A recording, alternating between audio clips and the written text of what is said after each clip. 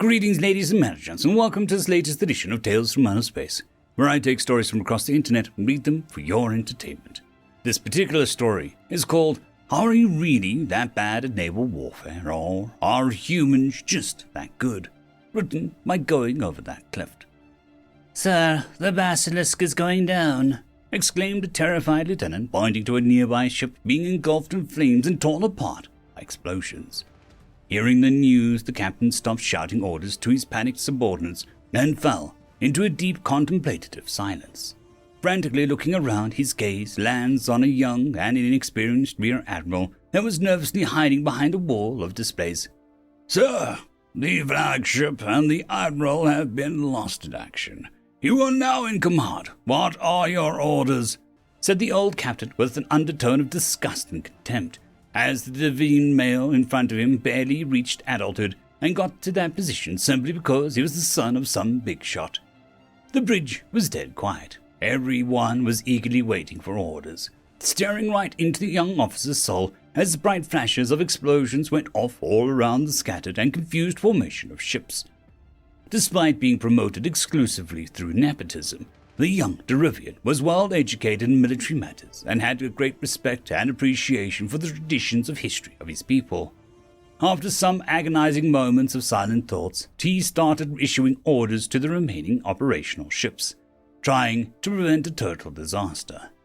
As the battle kept raging on, the heavily outnumbered Derivians managed to reacquire cohesion under a new lead and formed a battle wall adequate enough to avoid the assaulting raiders, to outmaneuver and flank their formations.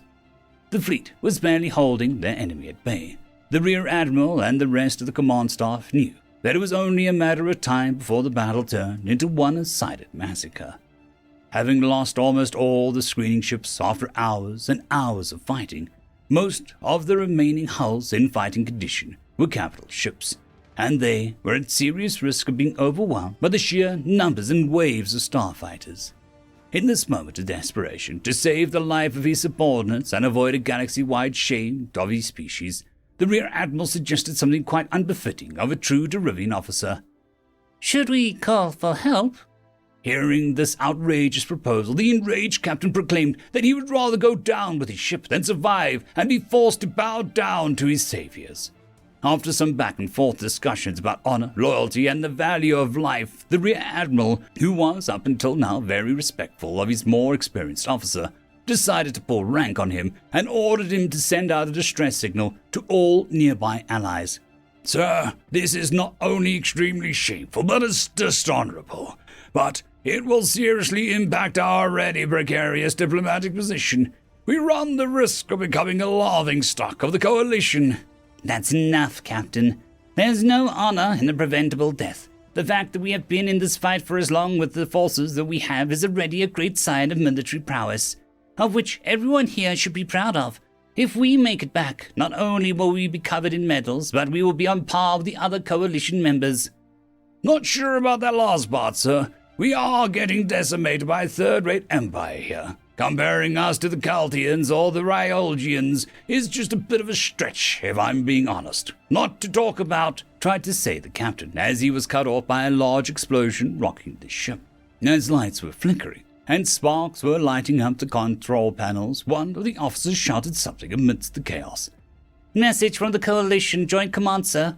They are asking if we followed the ROE and if we were within our borders. They want to avoid a diplomatic crisis." "Fuck the diplomats. We are in sovereign Derivian space, 5 light years from the recognized buffer zone.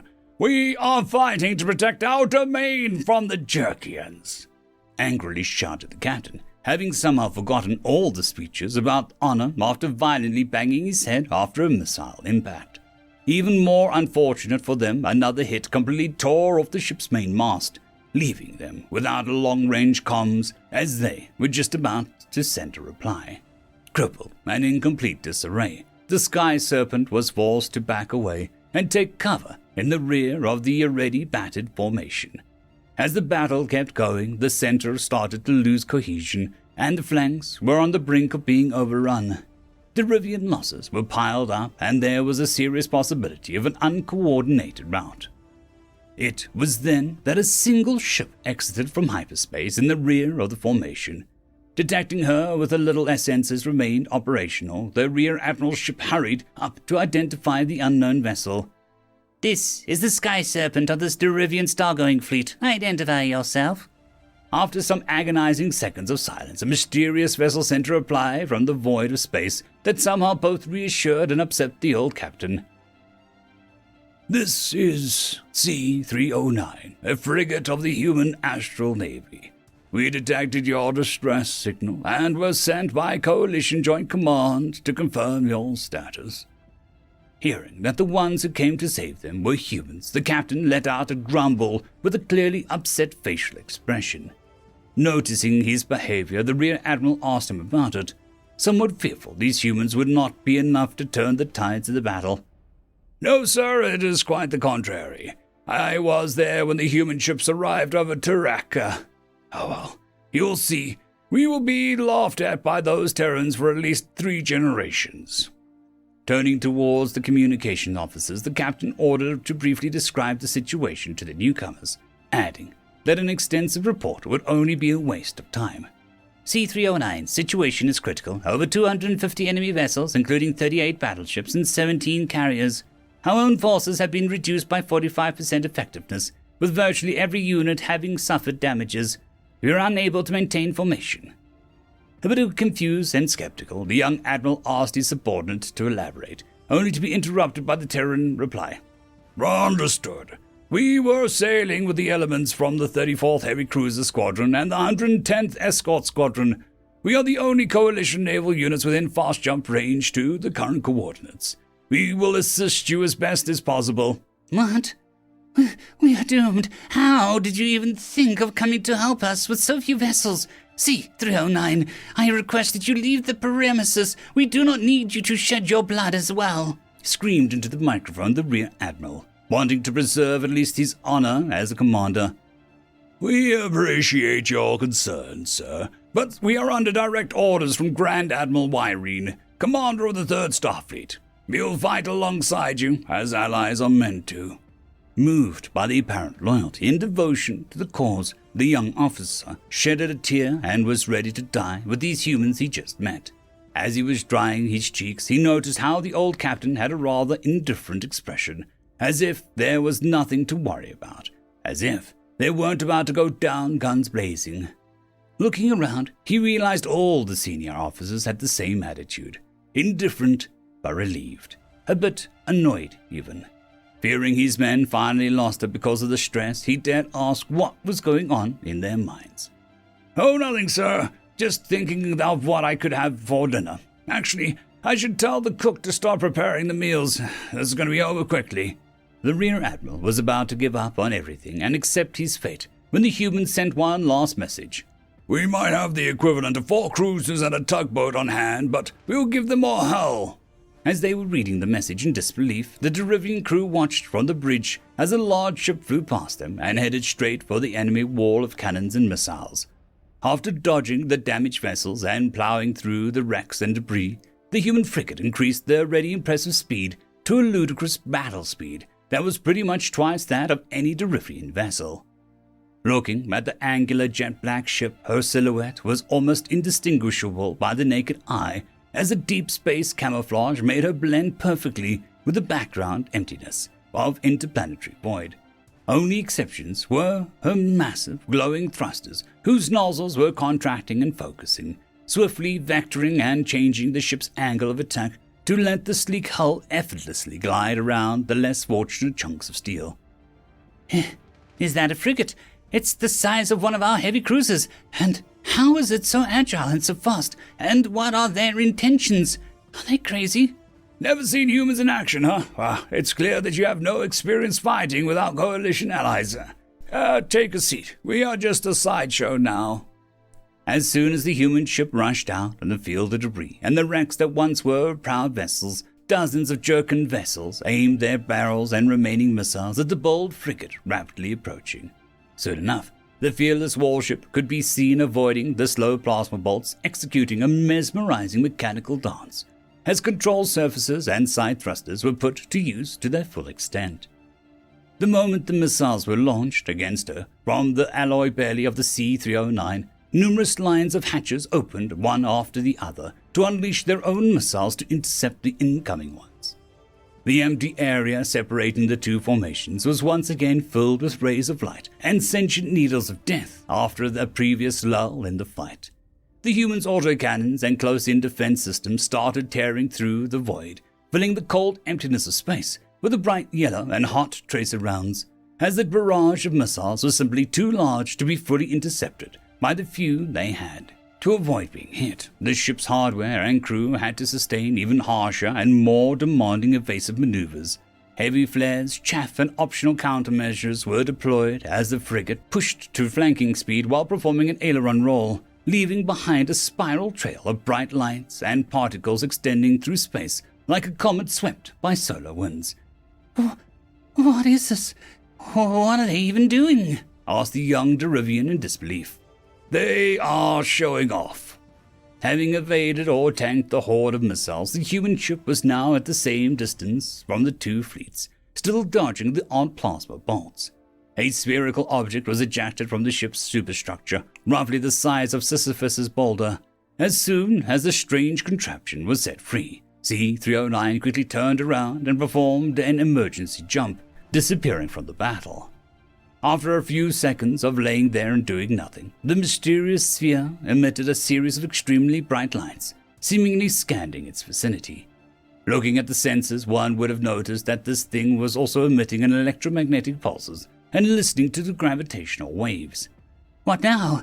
Is that a bomb? Did they just feck right off? Are we going to die? Asked the Rear Admiral yet again, with a resigned tone. No, sir. That is a hyperspace beacon. A what? He could not even ask the next question, and out of nowhere, 4 enormous ships, accompanied by a handful of smaller warships, slightly bigger than the one that had just left, jumped in. What was even more impressive was that all the ships exited hyperspace right next to each other and around the so-called beacon. It is very hard, if not impossible, to exit from hyperspace in a precise location, even with the assistance of a supercomputer, is what the Rear Admiral exclaims. The experienced captain quickly explains, Those bastards managed to find a way to lock in on a signal while traveling at ultra-relativistic speed in a different dimension. Don't ask me how. Basically, the beacon scans the position, mass, and velocity of any object around it and sends out a coded signal. Newer and upgraded human ships can detect and home in on these specific signals. The required information is relayed to the ships. Nav drives that communicate with each other jump out in a coordinated manner without smashing into each other. During a large-scale naval engagement, up to 100 of these beacons are deployed so that the incoming ships can select where to join the battle from with higher tactical awareness of their surroundings and unprecedented accuracy. To testify the captain's statement, as soon as the human ship showed up, they had their cannons already pointed to the nearest target, letting out a devastating salvo that took out over 20 ships in a matter of seconds. Not content, the heavy cruisers and their escorts elegantly opened their missile cells, akin to the pretty lady lifting her skirt to show the holstered 44 Magnum hanging on her thigh. Thousands of missiles swarmed the Jerkin ships that were mostly left without countermeasures and defensive missiles after the prolonged fight. In the blink of an eye, more than 1/4 of the opposing formation was reduced to floating scrap metal, as another good chunk was left heavily damaged or outright crippled. Before the tremendous show of force, the enemy fleet quickly deployed smoke screens and started to retreat, having technically beaten the Derivians and having achieved this main objective of their raid by seriously degrading their direct rivals' naval power. The Rear Admiral, excited and waiting to exact revenge for his fallen comrades, anxiously waited for the humans to give chase or let out the new volley of missiles. When, after minutes of nothing happened, he asked what was going on. The Terran's reply left him a bit unsettled, but it's not like he was in any power to protest. This is C-056 34th Heavy Cruiser Squadron, 3rd Starfleet. Enemy vessels are disengaging. You should start withdrawal procedures. We'll act as a rearguard. No! Why aren't you going after them? You must inflict as much losses as possible to those savages. Sorry, sir. We are not here to massacre them, but to fend them off. If you want to declare war, you'll have to get that Coalition Joint Command approval before your allied unit will join you in your campaign. We are also out of missiles. We used all the ones we had, trying to scare them away while using long-range comms to fake an immediate arrival of additional units. If they come back for a second seving, I'm afraid that we'll have to serve them up empty plates. We still have our guns, but it would be impossible to repel them all with so few naval assets. We are basically bluffing them." Understanding, the Rear Admiral issued the order to retreat. While hurt in body and spirit, half of the battered fleet was still somewhat floating and could be repaired or salvaged. What no one was prepared for was the centuries of jokes and banters that the Coalition members would cast upon the poor Derivians for having their mighty fleet almost obliterated by a third-rate power and having been saved by a single-digit number of human ships that happened to pass by. End of story.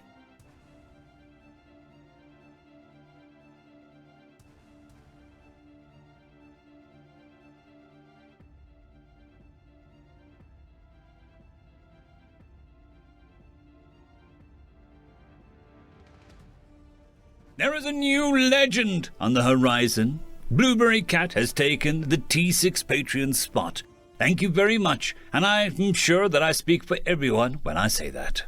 I would just like to thank our T5 members, Lord Azrical, Ambrose Cattell, Quantum Wednesday, Dragzoon WRE, Blueberry Cat, Cam Maxwell, Casper Arnholtz, Bushmaster 177, and Leslie 517.